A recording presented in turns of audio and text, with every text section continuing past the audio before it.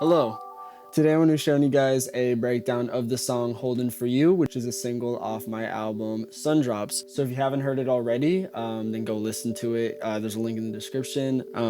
Or you could just sit through this, see how it's made, and then go listen to it. Whatever you would like. But yeah, this is the song. Tell me that I'm fine, yeah.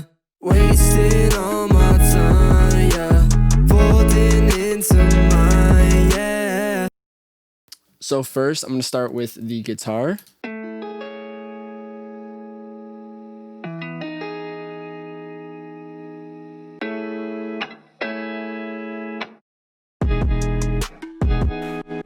So here's actually the original.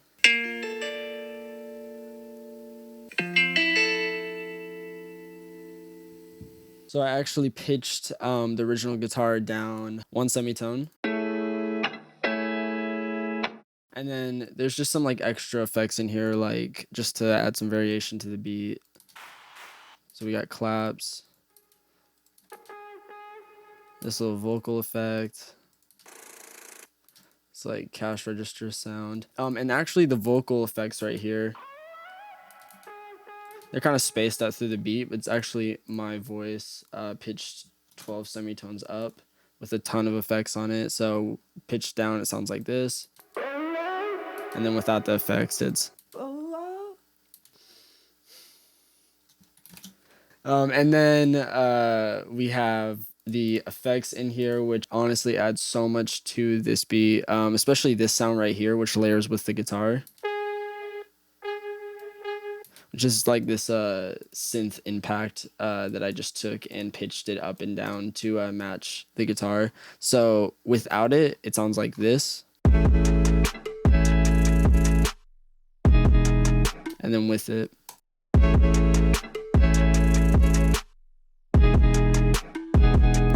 So it adds a lot to the beat. And then over here in the perks, we have these hi-hats.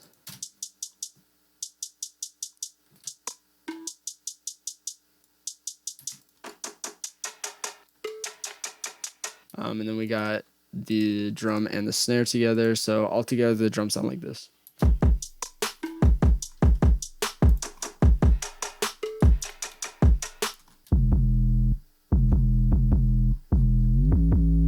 It has like this little pitch slide on it that I did. It just kind of like swoops up into the next note, which I thought was really cool.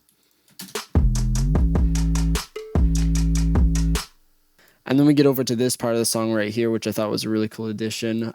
Basically, I have all the layers playing at the same time, and then the whole thing just cuts and just leaves room for the vocal. Oh, I'm not a friend.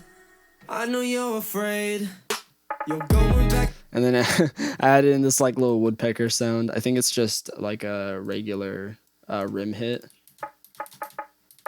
And I just played it at like eighth notes, and then it sounded like this. Which I thought was a really cool addition. You're going back and forth like it's a game. Baby, here's another day.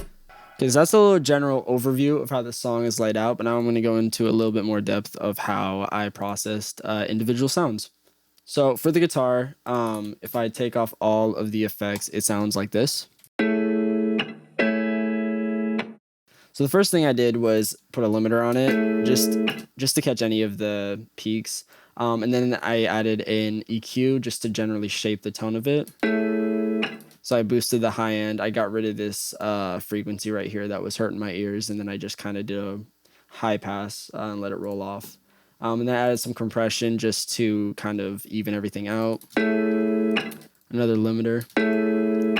And then I used Neutron 3 Sculptor, which I actually haven't used before, but it ended up working out pretty well for my case.